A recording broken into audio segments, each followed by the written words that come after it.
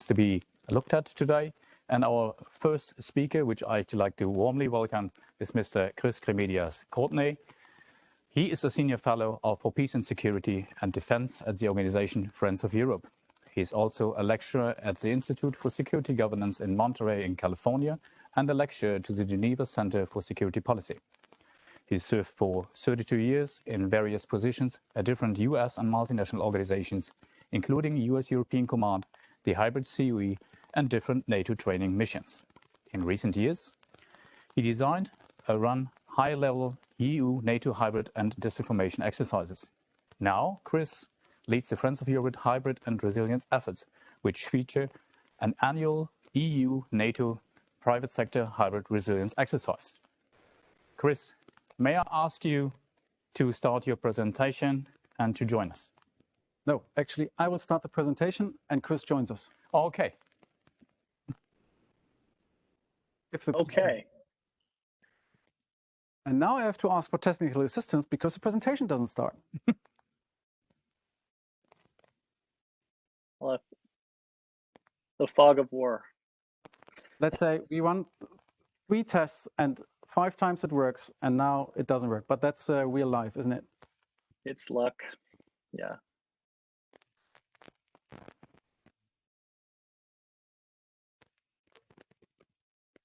Yes. So now you see us two beauties again. But maybe Chris can start already in talking about it while we try to figure out the presentation. Does this work for you, Chris? Absolutely. It's no problem. And thank you both for the introduction. I've never been on a Dutch-German talk show, but now I know what it would feel like. So it's really great to be with you here. And it's great to be with everyone and seeing lots of familiar names in the participant list. So it's nice to see you all. Greetings from Kefalonia in Greece, here on the west coast of Greece, where I'm coming to you from. So my background is blurred because I'm in the middle of moving and there's boxes and bicycles behind me. So it's not such a great look. That's why you have this sort of blurry view, but it's also a little hybrid, so a little mysterious, right? So to see how I'm delaying before the slides can come up. So, you know, what I'm going to present to you here today is what I've learned about working on hybrid threats with various entities, EU, NATO, private sector, working with individual governments, working with multiple governments together, exercising, learning. And so what I've learned about these things, we call hybrid threats, some of the most effective approaches. Here we go. Some of the most effective approaches, and then I'll zero in on where the military fits in and then where CIMIC fits in. So it's basically, I'm going to take you down a big funnel to the end where you should see a role for yourself in there. So let's go to our next slide, please. All right. Very good. Okay, so hybrid threats. One of the interesting things is that the EU and NATO never really agreed on a common definition. And I think that's to their credit because they didn't want to sort of waste time working on a definition. I know some people prefer definitions, but this is my working version is this. And mainly it boils down to how do you achieve aggressive political aims on the cheap? Look, war is expensive. It causes a lot of problems. It's difficult for both sides. So how do you achieve political aims at the lowest possible price? And that's really what hybrid threats are doing. I talk about them as hybrid threats and not hybrid warfare for a reason. Because if we militarize it, and I know everyone in military uniform, of course, you're going to see it that way. But what I've found is when we think of it and we talk about it as hybrid warfare, what a government will do is give it to the MOD, and the other ministries can sort of say, okay, the MOD has it. When the MOD doesn't always have all of the authorities to deal with it. And I'll talk a little more about that later. So I like to frame it as hybrid threats. And I know it, the hybrid COE in Helsinki, that's how we would frame it as well. It's a threat to both public and private entities. One thing a lot of people aren't always aware of is that the private sector is usually the first target. So, the media, logistics systems, telephone companies, all these sorts of things are found in the private energy. These are all things controlled by the private sector. So a number of challenges for governments to sort of detect and respond to these things. And of course, it is a threat to public safety and security in the stricken nation, obviously. So let's go to the next slide. We don't want to sort of linger too long there, but there's always 1 or 10 or 11 people in any crowd. Can we go to our next slide, please? There's always a few people in every crowd who will sort of say, well, Chris, this has been around forever. This is nothing new. And to some degree, that's true. Could we please get to our next, click to our next slide? Okay, so what makes them different? What makes it different today is that we're a globalized world. So a lot of these same instruments of statecraft were available 50 years ago, 100 years ago, 300 years ago, but they weren't as instant. We didn't have this instant communication. We didn't have these global systems of finance and commerce. I can pick up my phone here and I can order a pizza in Singapore and have it delivered to someone I don't even know, right? I can do that now through globalization, but that also means that someone in Mongolia can call me and tell me something or send a message to me. So this globalized world is what makes a difference. And I always think about hybrid threats as really the weaponization of globalization. We'll get into a little more about what that means. So let's please go to the next slide. And I'm going to talk about how I like to see it. I look at resilience. I look at hybrid threats as a threat to governance. So let's get our first click on here. So forgive me, this one builds. So everything that constitutes governance, the sovereign territory, trust of the people, our rule of law, financial system, that list could go on and on. The slide's not big enough. You would get bored. It wouldn't work. But you get the idea. If you think about war if we talk about war in the classic sense, if you're attacking another side, you're seeking to govern their space. If you're attacking into some territory, you want to govern their space. When you're defending, you want to maintain governance of your space. So, we're seeing the very same thing here with hybrid threats. It's an attack on our ability to govern ourselves.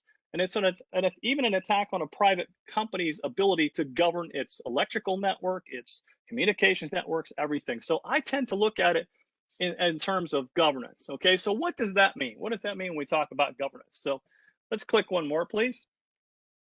So hybrid threats is seeking to, hybrid threats are not, people don't commit hybrid threats just for fun, but rather to achieve a political objective. So they want to weaken governance. Maybe they want to weaken governance to soften up a target to make them easier to take down politically, soften the target to make them less organized, to soften them for a conventional attack, create chaos to take another nation or state and sort of make them be so occupied they can't interfere somewhere else. There's a lot of reasons, but this is, the main, when you frame it in terms of governance, it's to achieve a political objective, weakening governance, right? Let's get one more click, please. But there's a few things that are often related when we talk about governance, right?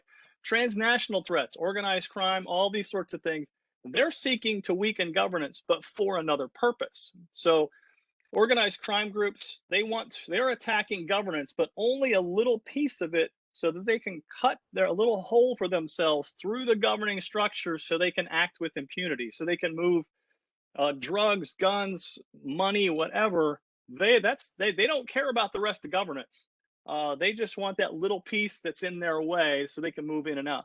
Now, there are situations sort of like Colombia in the 80s where a transnational threat can sort of take over a lot of the governance, but that's an extreme case. But this is where there's a similarity. They're both an attack on governance, but for different purposes and different levels of influence, depending on the size of the threat. So what do we have in place? How do we protect governance? What are all the elements that allow us to build resilience? So let's click one more, please. This is where you have all of the different elements of governance, our military or defense, the trust and cohesion between the people and the government, law enforcement, financial systems, health systems, the public-private accountability and public-private relationship, which is very important, which we always see in hybrid threats. The places where you have really good relationships there tend to do better. Civil society, all of the above. I'm going to click one more. And we put all these things together. When they work well together, we call that resilience. Okay, that's kind of when we talk about building resilience, we're talking about building coherence and competence and all of these things together to protect governance, right? But there's one other thing when we talk about resilience that's also related. It's not a hybrid threat, but it's in the neighborhood as a threat to governance. So let's click one more time, because I think it's important when you can see how these come together. So a natural disaster creates a great challenge for the full spectrum of governance. So you just look at these three things on the right. Hybrid threats, that's what we're talking about today. But what else is a threat to governance? What else impacts governance?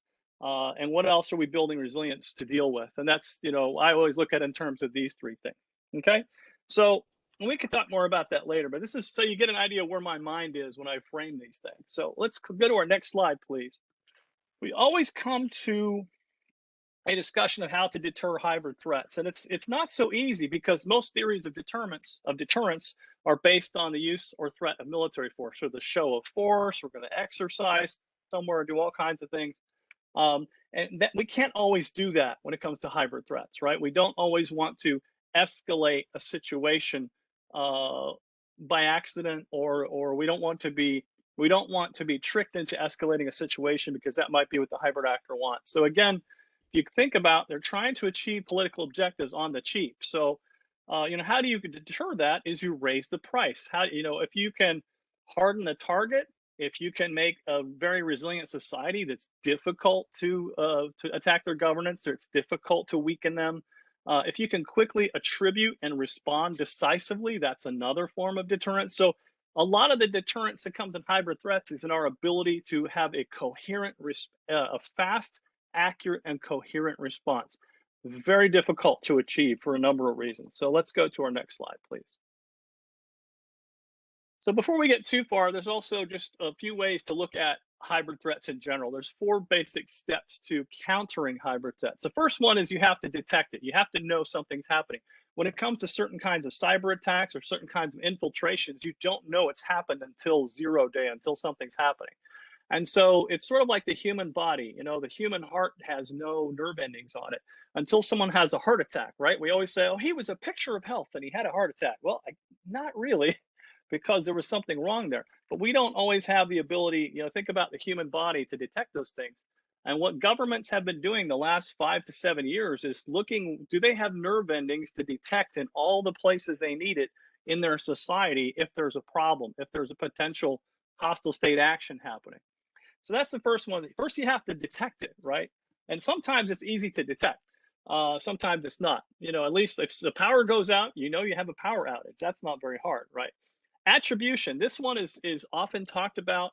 I've done a lot of work on attribution, and this is basically, there's 2 pieces to attribution. The first one is at the expert level, determining what happened. Was it an accident? Was it system failure? Was it an angry employee who didn't get a raise and decided to throw a wrench in the works? Or was it an actual hostile state action? We don't always know that. Very important to determine. You don't want to sort of escalate militarily or politically with another country when it's Ralph decided he was angry, he didn't get a raise, right? You really want or there was an accident or a fire. But attribution, there's an expert level, what happened, who caused it, or what caused it. And then there's let's say you determine it was a hostile state, adversarial action. That's the expert level attribution gives you that, right?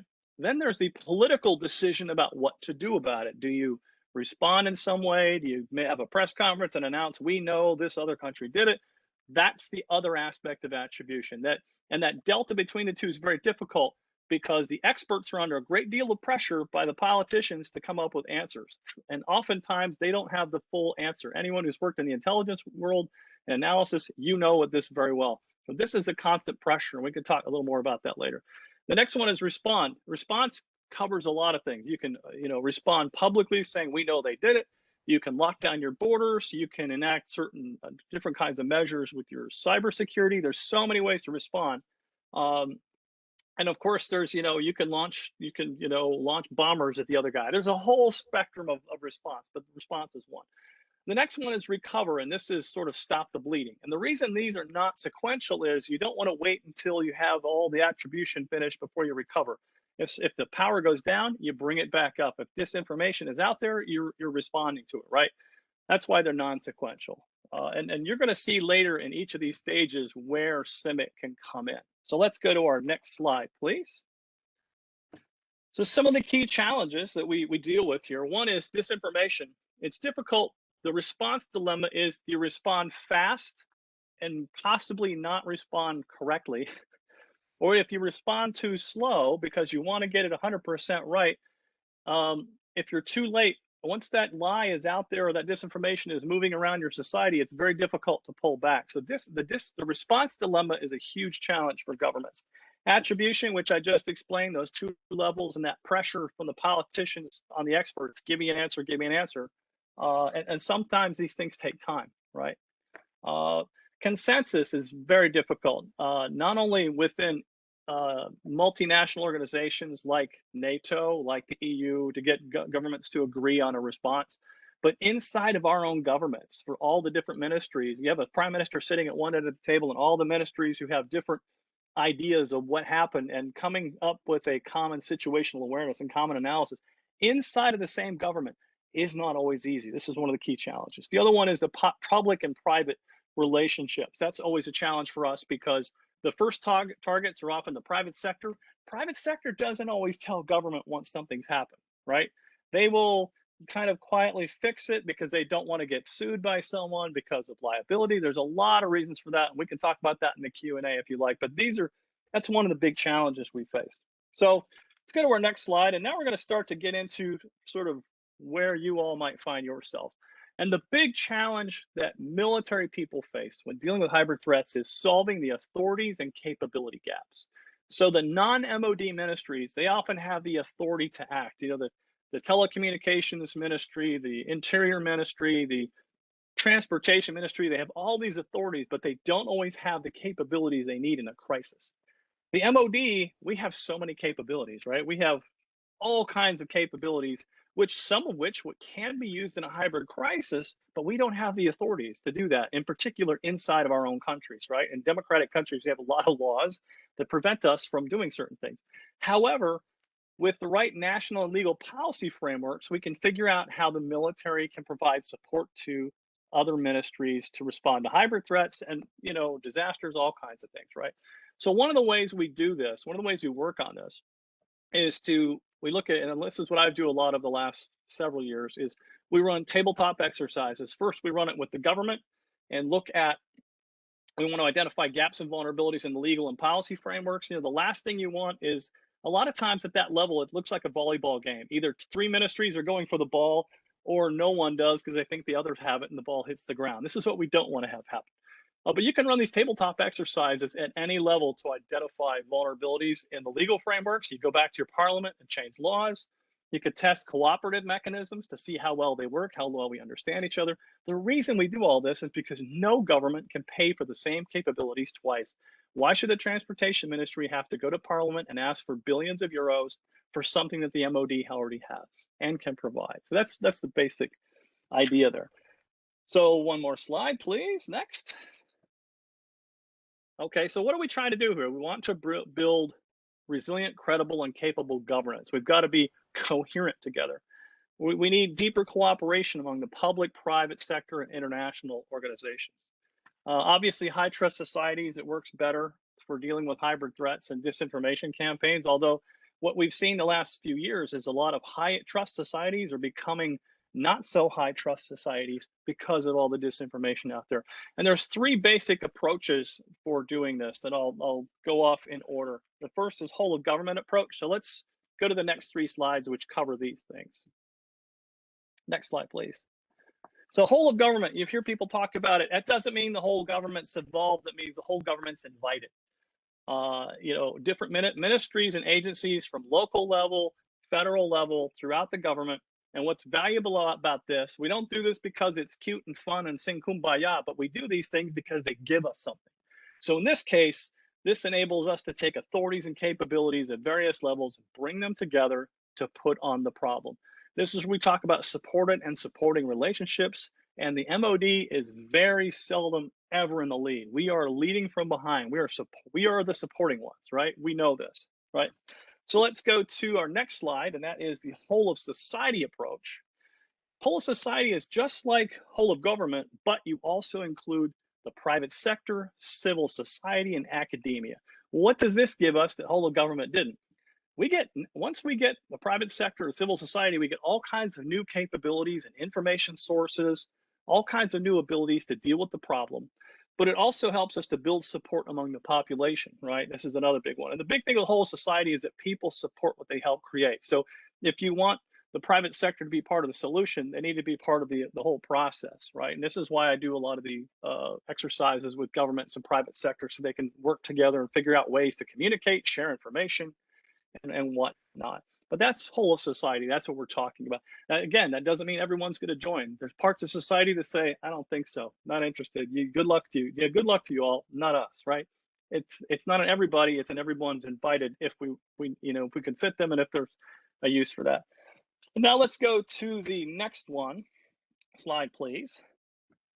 And this is where we come to the comprehensive approach. Now, this is, I think my dear friend Joachim Haupt is out there somewhere. He and I and a few others teach the comprehensive approach seminar for the NATO headquarters every year. So happy to cover this piece of it. But the comprehensive approach is basically a international whole of society. And what we're doing here in this case is taking all the different actors internationally, internally, local, national, private sector, civil society, and working together with a shared sense of responsibility and openness. So the part that's very interesting about the comprehensive approach is that it is not hierarchical. No one is in charge. It is a collaborative effort among equals at each step of the way. Sometimes we'll have a group like the ICRC will come and join us for a comprehensive approach, and they'll be around for the first part and they'll say, "Okay, thanks, I'm done. That's it for me." The World Bank might come around, sniff around, and say, "That's great, but let me know when you get to the the 20 to 30-year plan. Then I'll be involved because this is too immediate for me." Right? And there's a whole separate briefing on that we could do another time. But that's basically that's what the comprehensive approach is. Right? Often misunderstood, but that's the essence of it. So let's go to our next slide. We're getting into where you can really get involved. A few key lessons from dealing with hybrid threats over the years. One is you can't surge a relationship. So you all know this as CIMIC people, building trust relationships. Those things you do so well, keep doing them. Those are important. Those capabilities you bring to build relationships is a big thing you bring to this problem set. Attribution is the sovereign decision of the host nation that has been struck. So the stricken nation is the one who leads. Outsiders, NATO coming in somewhere, the EU, someone else, we can't tell them. We can offer them information, but it's that government that decides everything on attribution. It's their decision, no one else's. That's an important one to understand, because I've had people say, "Well, can't we just kind of tell them what?" It's like, no, good luck with that. It doesn't work. Once a crisis begins, whatever resiliency you built, that's what you've got. It's sort of like a football match. If you're going to the World Cup final, however healthy your side is, and however ready they are, and however well they play together, that's what you got. That's it. Same thing here with resilience. We're building resilience now in time for when crisis happens. Once a crisis happens, all you can do is change your resilience posture. But whatever you built, that's what you've got. And that's a big thing to explain to politicians. They think some politicians I've had to explain to, they think once the crisis starts, now we can build resilience. It's like waiting until it's raining to build the house. It's a little late for that. No government can pay for the same capabilities twice. We know that. Supporting relationships. I think as CIMIC people, you inherently understand that. It doesn't really need to explain to you. But now let's go to my second to last slide, which is where you're like, "Chris, what does this mean for us? What can CIMIC do?" Let's go to the next slide, please. Okay. What can CIMIC do? So your big role here is you play a key role in military support to civilian authorities. That ability to be the interface, to translate to each other what things mean, to build those trust relationships. That is a huge role for CIMIC across the board when it comes to dealing with hybrid threats. You play a key role in building resilience and bringing capabilities, training, sometimes military engineers to build things or dig things out. There's so many different aspects that CIMIC can bring to it. Assisting with detection and attribution. When you're in a situation, the information sources that you develop as CIMIC and your ability to move those quickly to host governments, to your higher headquarters, is extremely important. Again, this is something you already do, receiving and moving information. But in particular here, that will really be helpful with detection and attribution. Now, you won't make the attribution, but the information you pass as a CIMIC team could be decisive. We don't know. Assisting with response and recovery, You know this because this is what we deal with in natural disasters and similar things. This is stuff you know how to do. And finally, assisting with strategic messaging. You're out there interfacing with people, interfacing with the locals, interfacing with the private sector in these situations. You know, you have a great ability to pass the strategic messaging down from your higher headquarters, from, you know, your multinational core, from NATO headquarters, from your national government in Warsaw or Berlin or wherever it is. Very hugely important that you can do that. So a lot of these things are things you already know how to do, things you already do well. All right. And I'm happy to talk about that in the Q&A, but I think I'm trying to stay on time. So it's been a real pleasure to bring this all of you to you here. Let's go to one last slide, and my final one. And that is, you know, you're going to run into a lot of things in dealing with hybrid threats, and, you know, seeing things you know you can do, but you don't have the authority to do. And I would just remind you, you know, this is a basketball coach that I always like this quote because it always seems to apply to these things. And that is, don't let what you cannot do interfere with what you can do.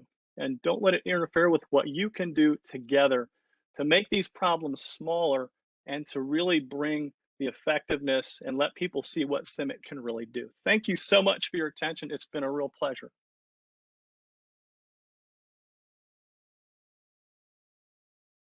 Now, Chris, has been a pleasure to us to listen to you and to watch your presentation. I think Sophia is an analyst for counter-hybrid warfare at SHAPE's Deterrence Group within the Comprehensive Crisis Operations Management Center. In her role, she's responsible for the wider Allied Command Operations Hybrid Warfare Working Group. Prior to this position, she worked for the Portuguese Ministry of Foreign Affairs at the Portuguese delegation to NATO. Sophia holds a master's degree in strategy from the Institute of Social and Political Science at the University of Lisbon. So she also has an academic interest in decision-making processes, strategic culture, and hybrid warfare. And without further ado, I will hand over to Sophia to give us a SHAPE perspective on civil-military cooperation as a way to counter hybrid activities. Sophia, you have the floor. Good afternoon, everybody. Thank you very much for that presentation. As said, I will give you the SHAPE perspective, which will, funnily enough, and I think which is a good thing, it's actually very in line with the perspective that Chris just presented as well, which means that we are all together in these efforts to counter hybrid threats. I'm accompanied here by our J9 CIMIC expert, Lieutenant Colonel Christian Koch. Is going to have the floor for a brief presentation as well. Please. Yeah. Good afternoon, everybody, and thanks for the CCOE to having us on board in that journey. I'm working in the civil military cooperation branch for plans and operation purposes. And I'm trying just to support Sophia to have a little bit civil flavor in her hybrid heavy environment and try to answer based on your question some things which are CIMIC specific. I would like to pay some special thanks to Chris, because if I take your last slide, then we could just deduct strategic, operational, and tactical level actions, and we would have the perfect solution. But we need somebody to implement, and then maybe that's the challenge we have to talk about. With that, I hand it back to Sophia, and have fun. Okay, so next slide, please. Thank you. Okay, so with this presentation, I will give you an overview of how we see hybrid threats here within SHAPE, how we perceive that the military instrument of power can address these threats. And finally, and as you can see throughout the whole presentation, it will be sort of underlined, I will wrap up with the so what, so providing you our perspective on how civil-military cooperation can actually be a way to counter hybrid activities. So next slide, please. Thank you.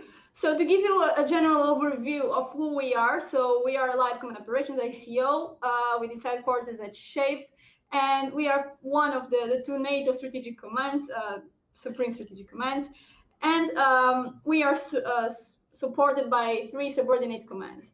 Our role here at SHAPE is to prepare, plan, and conduct military operations to meet the strategic objectives, the political objectives.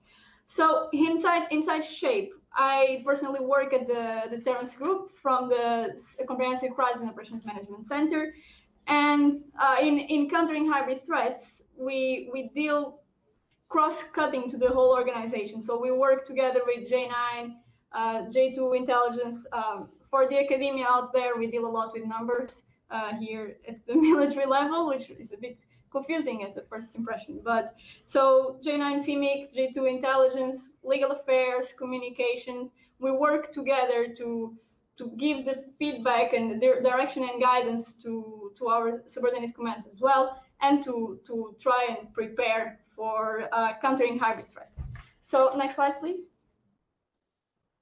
So focusing on the environment we are currently facing and operating as well, you may see this image on the left-hand side that so hybrid activities operate throughout the peace, crisis, and conflict spectrum. They focus on the synchronization of different instruments of power across the spectrum that here at SHAPE we call it the diamephil spectrum, and in a number of other organizations as well. So you can read the diamephil there. And so this spans across the full societal functions to achieve certain effects. And these effects can be or not military effects. So hybrid threats are intended to create ambiguity, to blurring the lines between the threshold of detection and attribution, as you can see in the image as well, which will delay, or it's intended and designed to delay our reaction and to difficult our attribution as well. So the hybrid threats, they can increase in intensity. So their effects can actually be, sometimes it's only felt months or even years after it's employed, and they can also increase throughout the horizontal escalation. So throughout the synchronization of multiple instruments of power. They can be employed or perpetrated by both state and non-state actors, and its execution can be supported by civil military enablers, paramilitary teams, private military companies. You can name a number of them. And so the civil environment is the everything that is the non-military environment, it's a non-military part of the operating environment. Yes, okay, thank you very much. So everything that is not military is the civilian environment. And with this, next slide, please. Okay, so NATO has a counter-hybrid toolbox already in place. With this, it's also where we engage the most with other organizations at usually informal staff-to-staff level. And I would like to draw your attention to the middle column. So as was already expressed by Chris, and thank you very much for that, we have whole of government approach, the need for enhancing allied resilience, civil military instruments brought together. And here I would like to highlight, as also based on the source that you can access from the presentation, the comprehensive military, the comprehensive preventive and response options that integrate military and non-military instruments of power to address hybrid threats, and the extended cooperation. So this also relates with the whole of government approach, and all of these elements of the toolbox, they need to be interconnected. They need to work together so we can actually effectively address these threats. Also, as Chris was saying, again, thank you very much. So to enhance resilience and deter hybrid threats, resilience as part of deterrence, and mostly deterrence by denial, which is one of the most important components of deterrence. And of course, we need to start examining emerging disruptive technologies, not only from the other side to see how this threat can be perpetrated from there, but also how can we use them in our favor, for instance, through big data, and to identify deep fakes or troll farms and all those disinformation and other things that are out there. And also, just on another note, so the deployment of counter-hybrid support teams, the last one, the second biggest deployment, occurred last month to Lithuania, based on the tensions in the border with Belarus. And with this, I would like also to handle speak to to Chris just for some words because he's a CMIC expert. Yeah, I just would like to add on some facts, because the theory behind the tools you can see there is quite clear, but how to make it tangible, what does it actually mean, and how the military can implement that. With the tools we are assuming behind it, we are deep in the nation's sovereignty, actually. And this is one of the biggest challenge in an alliance, where the things are happening in country or countries are not attributable and are definitely under the or sub-threshold to Article 5. From a civil perspective, what can we do? One of our core functions is civil-military liaison. Through that function and through that activity, we can achieve many effects in the portion of preparedness. And that's also mentioned by Chris. We shouldn't fight the threat when it already happened. Preparedness is the key here. And how could we do that? Of course, we are used to the whole of government approach on a national level, but going a little bit beyond to have resilient society is a question mark. I question that also here, how that could be possible. But let's go back 50 years, how the Cold War did influence nations to prepare themselves. And I throw that also in the room. Was that preparedness on a whole of society level or not? But I think we can draw many lessons out of the old days, even if the threat environment was different. I will give some examples of the toolbox, how it could actually happen. That is the liaison and relation to the private sector mentioned already, IOGO NGOs on the ground, also paramilitary organizations. I also questioned it because this goes a little bit into the legal area about competent, non-competent. But what is absolutely effectively and should be done more intensively is the collaborative planning and execution of exercises. We can demonstrate high-level disaster response activities on a civil basis, even on the level of, let's say, supranational, multinational level. These are just some tangible examples how we can provide these tools in the phase inside peacetime, because that is what's count before a transition and being reactive after an incident. Thank you. Okay, so next slide, please. Thank you. So currently at SHAPE, we have three major work strands. So we developed some doctrinal documents. One of them is in support of that, the development of comprehensive preventive and response options with a civil-military final objective. The military advisory teams that, as you can also, so in the source that was in the previous slide, it is also mentioned as a way to offer comprehensive civil-military advice to counter-hybrid support teams. I would just like to note that this is a concept still in development. And we have an ACO-wide hybrid warfare working group to improve our common picture, common operating picture, and the way we address hybrid threats together. And also, just for your knowledge, we share a counter-hybrid weekly report. So we are always doing a timely assessment, or we wish to do so. So next slide, please.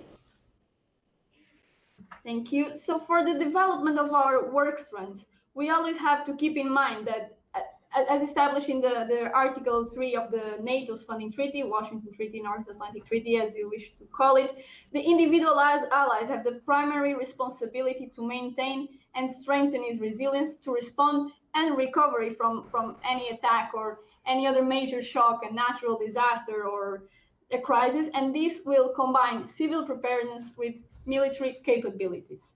And that is why that when challenged by the hybrid, the CMIC, I apologize, the CMIC COE to identify the center of gravity of in a hybrid environment, we firstly identified, or we consider that to be the national resilience as the first line of defense.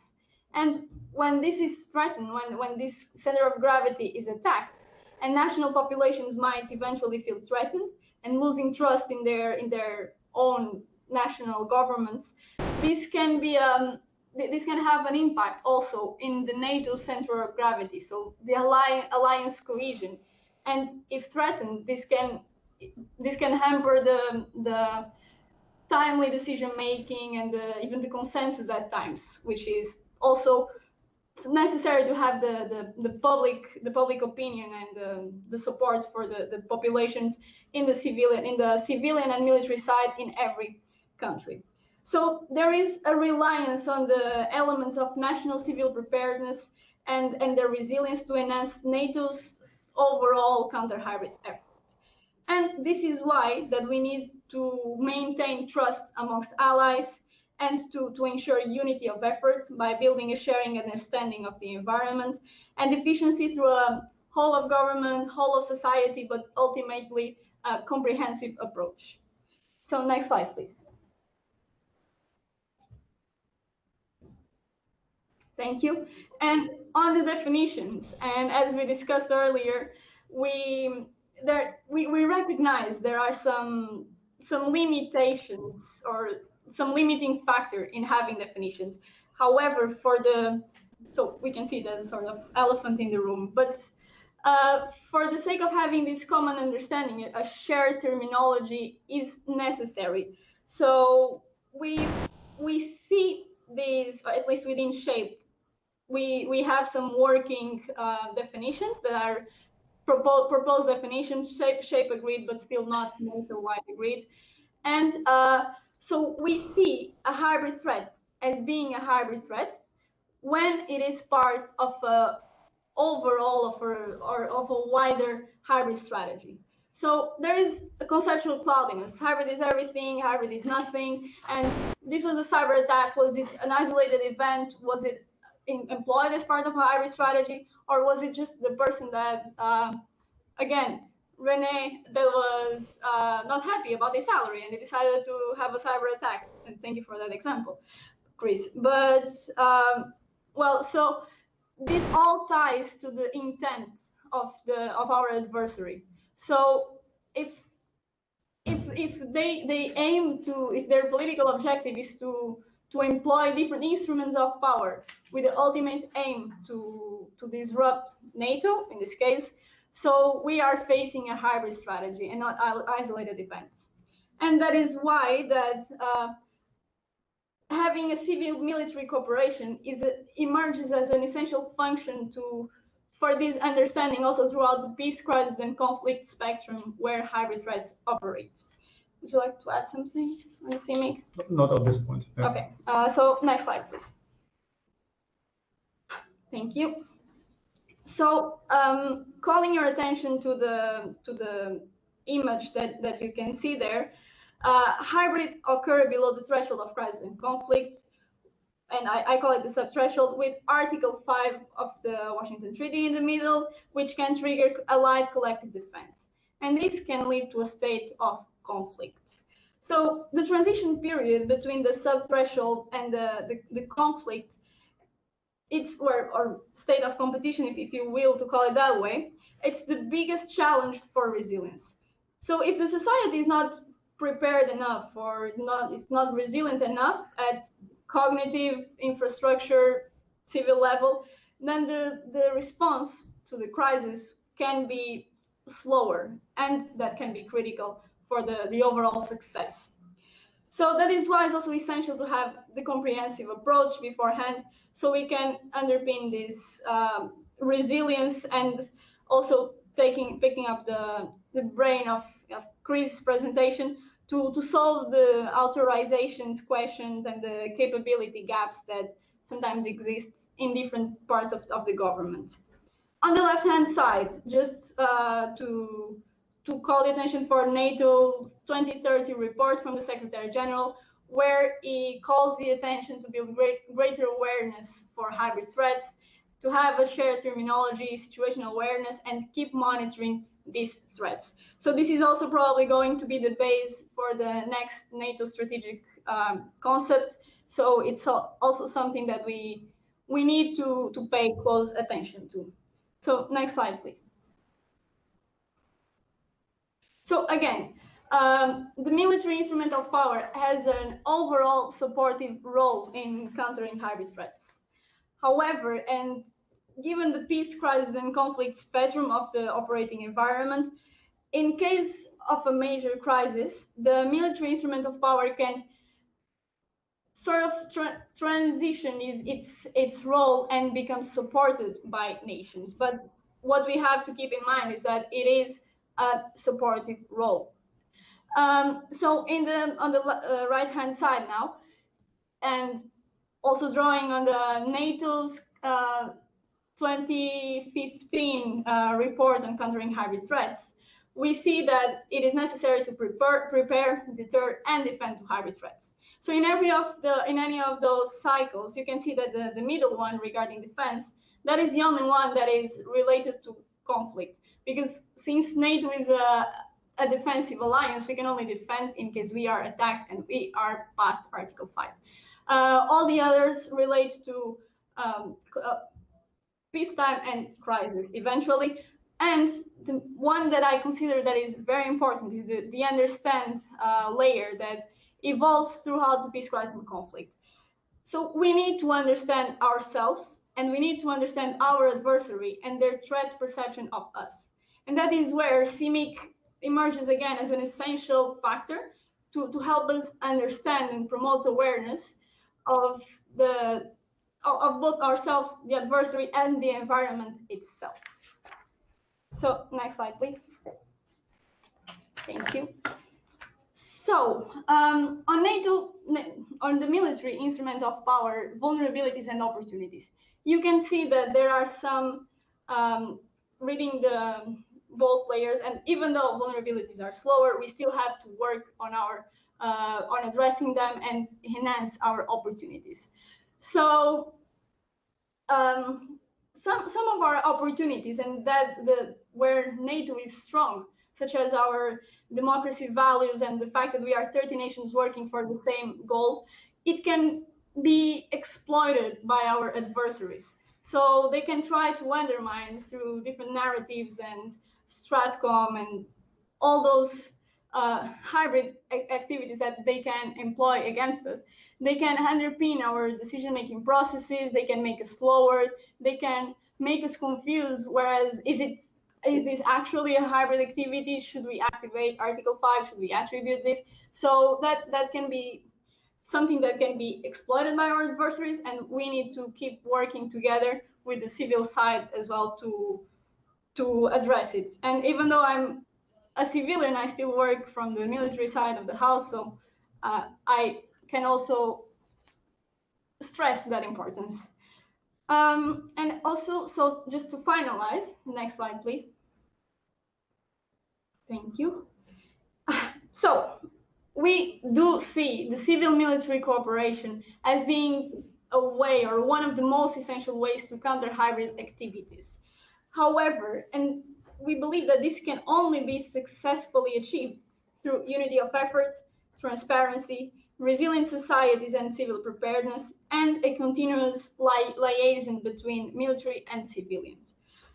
However, as everything that it looks very good, we also have challenges.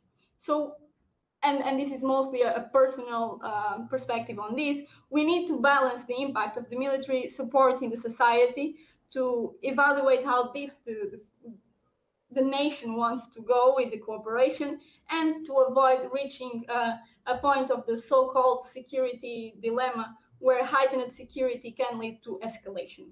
So we need to focus on the main efforts to explain and to have the military facilitating civilian expertise, because the military has unique capabilities that can be exploited and should be exploited by the civilian side, and working together, we can indeed address hybrid threats in a successful manner. And to finalize, I would pass the floor also to Chris, since he's the CIMIC expert, and thank you very much for your attention, and I look forward for the Q&As. Chris, please. Thank you very much, Sophia. Yeah, just 2-3 points from my side. Of course, this was all done from a very strategic perspective. So some things may sound very tactical as a tool, but of course there are strategic considerations which are connected to a lot of challenges at the moment. I will just give you some challenges we just have to overcome at the very moment. Of course, we are talking to 30 different nations in that case, and there are national differences. There are different threat perceptions, of course. The regional location is an impacting factor, There are some bilateral agreements we cannot disconnect. And of course, there are the sovereignty of each nation, the national caveats, and of course, interests. Even in an alliance, they are not always aligned. And I think that is pretty clear. If we're taking the facts of the society, then I ask myself, and I ask, of course, you all, how to convince a society in deepest peacetime, which they might perceive the situation, to be prepared for something which is for them at the very normal day not tangible. And it might, in the military perspective, go up to a Third World War scenario. So that's very difficult to get these message to nations with a total different culture and understanding. So these are things which make our daily life not easier. And of course, how can military contribute to the effects on a society, which obviously in a hybrid scenario is maybe the main target of those? The answer, and we have heard it a couple of times, is the preparedness. I won't use the word always resilience because this is such a broad word and can be used for so many different things. But resilience is maybe the preparedness of a nation, and maybe the preparedness of structures over the boundary of a nation is the answer we have to provide. And the military, what's our role in this? Of course, we try to prepare the military requirements to make a nation prepared and to help them to develop the structure. I would like to point out one additional point on the NATO 2030 considerations, and the majority of you might know it. Not only the hybrid counter-hybrid activities are strengthened, also the commitment to reinforce and strengthen resilience after the initial commitment at 2016, now up to 2030 is strengthened. They are asked to provide more transparency. The assessments on nations should be done more frequent on the political level, an intensified civil-military engagement, and of course down the road for the strategic and operational tactical headquarters of NATO, the structures into the nations of their location and area of responsibility need to be intensified. That shortly from my side, and I would just advise that my CIMIC liaison colleagues are also behind us and around us on the screens in the aftermath for your question. Thank you very much. Thank you, Sophia.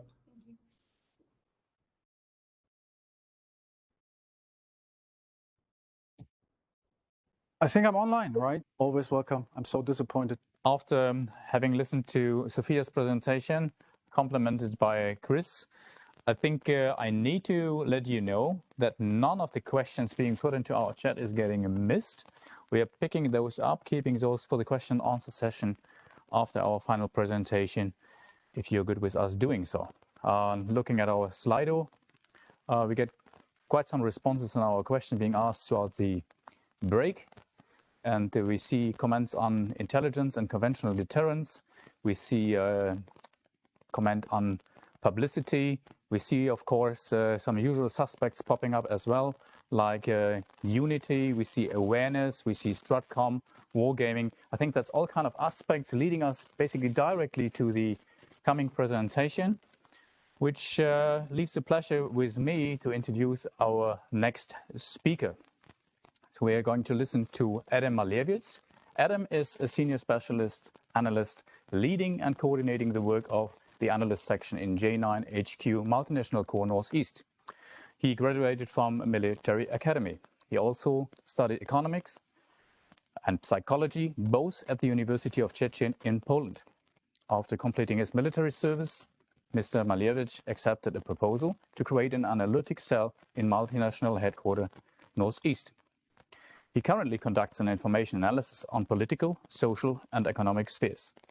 Therefore, he contributes to the holistic view and understanding of the civil environment in dedicated areas of operation.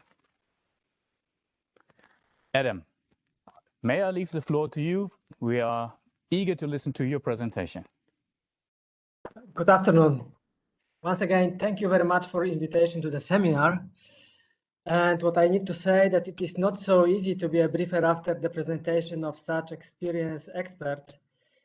But during my short presentation, I will try not to put you to sleep. In the next few minutes, I would like to present HQMSCNE point of view on hybrid threat in dedicated AOO. And just to clarification, our AOO is covering the Baltic states and Poland. I will mention specifically issues related to cyber, minorities, energy dependency, and current migration crisis on Belarusian and EU border. Unfortunately, I will not be able to present the conclusion drawn from the exercise using the hybrid scenarios because we are just prior to the Steadfast Jupiter 21 combat readiness evaluation exercise, but at least I will try to indicate hybrid threats related areas which are normally included to the mail list for the exercises. And finally, please note that due to the classification of the presentation, some aspects will be presented in a very limited way. Next slide, please. Before I will move to the main topic of my presentation, which is MNCNE perspective on the hybrid, I would like to briefly mention the MNCNE mission, which will allow you to better understand its role and responsibilities in the region. I would also like to introduce J9 analysis element, which is something unique in the NATO force structure. Next slide. So firstly, a few words on our roles and assigned tasks. We are NATO Regional Land Component Command, and I would like to stress the word regional. We have to integrate all land operation in the region, and we are also a war-fighting core HQ, able to command subordinated formation in the battle. On a daily basis, HKMNCNE acts as NATO's forward headquarters, delivering a comprehensive picture of what's ongoing in the Baltic Sea region, coordinating training and exercise and conducting advanced planning encompasses synchronization of NATO and national plans. It remains critical that we can fulfill this task seamlessly from our current sitting, from BACO up to crisis and eventually crisis. We are one of the 9 high readiness land forces HQs at corps level, but HKMNCNE has different characteristics compared to the 8 other HRF HQs as depicted on the slide. Next slide, please. And a little bit self-promotion. One of the sections of the HKMNCNE is J9 analysis element, established just a few months ago with the task to deep analysis of situation in order to better understand civilian environment in dedicated AO and AOA, and inform commander about the potential risk related to freedom of movement or freedom of action. Next slide, please. Okay, so I don't want to bore you anymore, and knowing the location and unique task of my HQ, let's move on the hybrid threats in the region. Based on the well-known model of hybrid activities, I've prepared an outlook describing the situation in the region from a regional LCC perspective. I believe no one is surprised to hear that the main actors in the region are Russia and Belarus, 2 countries with a full range of tools prepared for use in the domain of hybrid war. From MNCNE regional point of view, potential targets are NATO and EU countries. However, the interest of J9 is focused on the Baltic states and Poland, specifically on the political, economic, social, and resilience domains.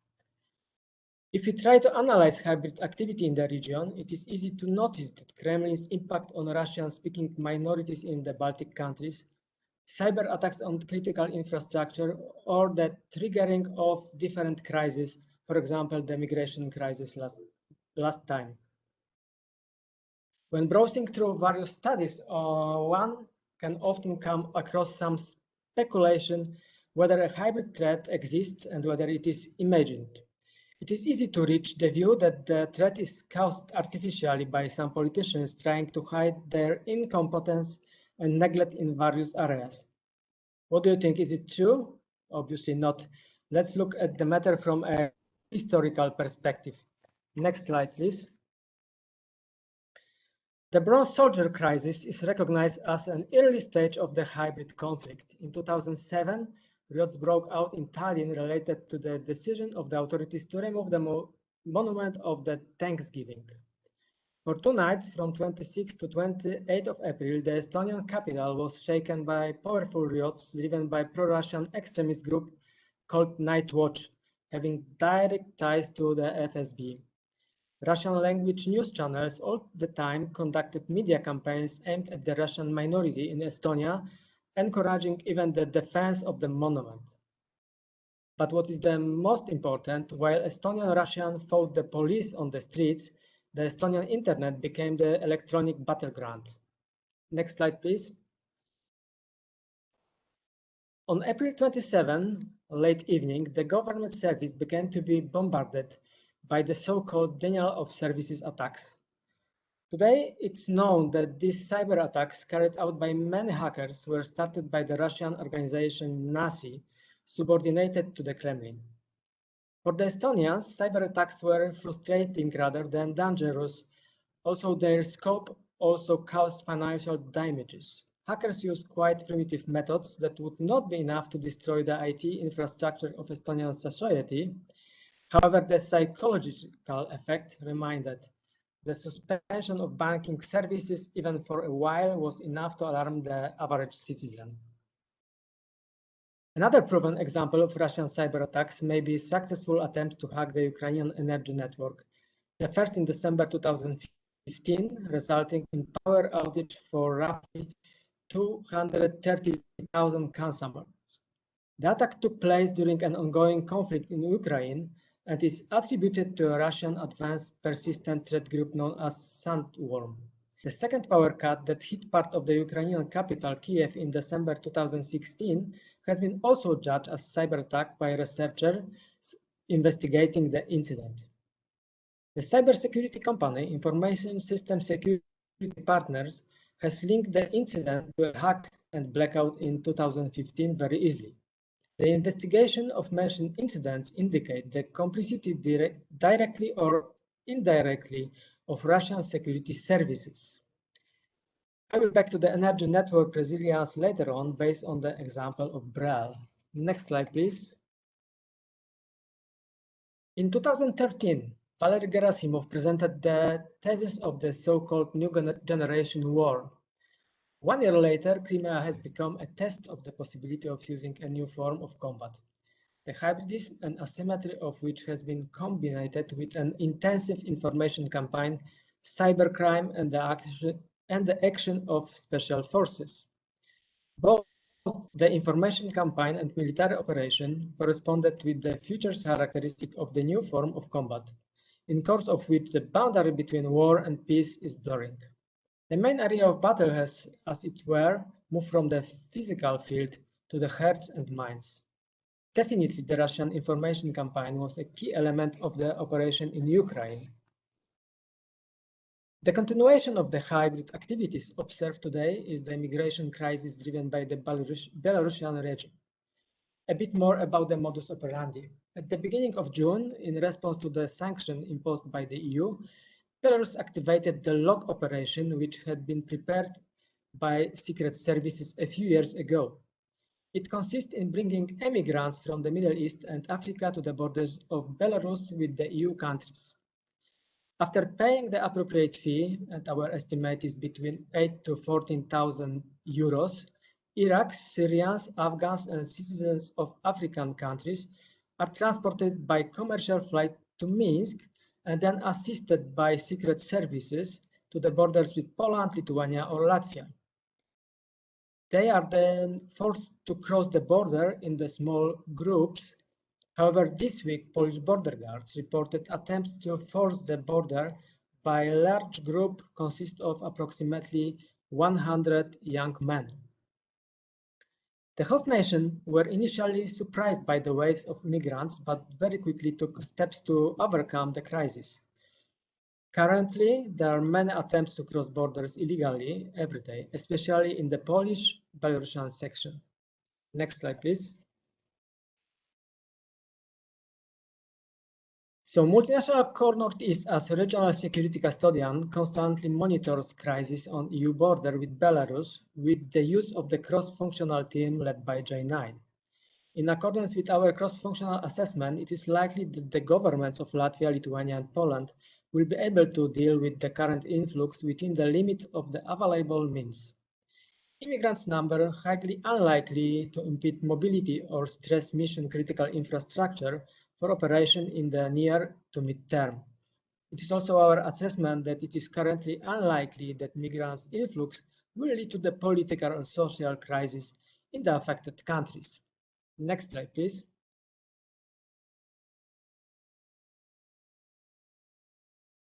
Taking advantage of this opportunity, it's worth mentioning the NATO counter-hybrid team have been deployed to Lithuania. It was also mentioned by Sofia, but unfortunately all interesting information are classified, so I can't say it openly here during this webinar. Next slide.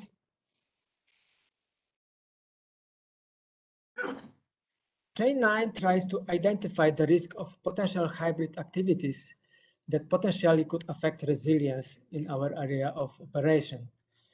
BREL, Baltic States Energy Network, could be a good example of our activities in this matter. So Baltic States electricity grid is still operated in a synchronous mode with the Russian and Belarusian systems, commonly known as the BREL ring. The synchronization of the three Baltic States electricity grids with the continental European network is a key political priority aiming to ensure secure, affordable and sustainable energy for the Eastern Baltic Sea region. Current analysis showed that the dependency of the Baltic states on foreign electricity production is low. Last investments make the transmission corridors inside the Baltic states sufficient to sustain the electricity consumption under normal conditions, but the system can be easily destabilized by Russia or Belarus, for example, in the retaliation for Lithuanians' objections against Astravets nuclear power plant or other contentious issues. Next slide.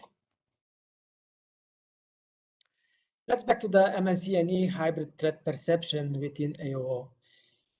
As I said before, main actors are Russia and Belarus, targets are NATO, EU, and host nation. It is obvious that Baltic states and Poland are under persistent Russian and Belarusian hybrid activities with the aim of destabilize political, economic, and social system. Good example, the aforementioned migration crisis. Next slide. However, HKMSE activities are limited to monitoring of hybrid threats conducted in a cross-functional manner.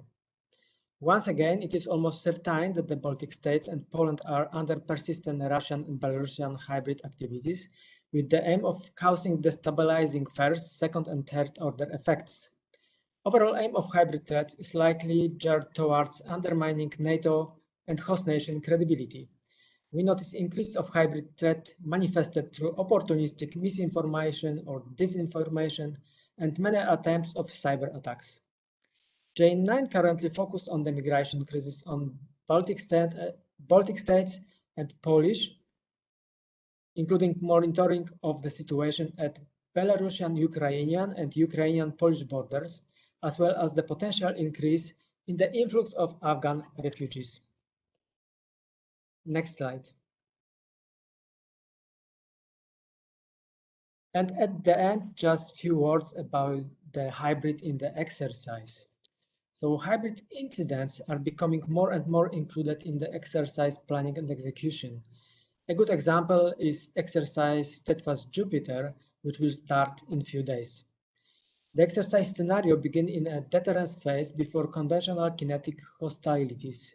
In this phase, a good portion of the injects will be related to the incident affecting the safe and secure environment in host nation and degradation of host nation resilience. Some of the areas are mentioned on the slide. Hybrid incidents in exercise has potential for a number of challenges. In order for the hybrid injects to function and be comprehensive, a higher involvement of host nation are requested than in typical kinetic injects. Due to the fact that the host nation typically will be in charge in relation to countering hybrid incidents supported potentially by NATO. As a consequence, host nations are requested not only to take part in the exercise, but as well in the planning, including the man-mill scripting. Host nation participation in the exercise has to be more comprehensive in order to provide consolidated feedback with input from more of the national services involved in the countering hybrid incidents. As host nations typically are in charge in countering hybrid incidents, at least in BECO and crisis deterrence, host nation might easily have complaints related to this, but typically they will be national secret and therefore can be an obstacle in relation to a NATO-led exercise. In deterrence, there will be issues in relation to authority by a NATO force to support host nation, which needs to be covered in the exercise planning by MOU or letter of authorities from higher HQ. This concludes my short presentation from the tactical perspective. I'm really interested in your question and ready to answer it during our panel discussion. Thank you.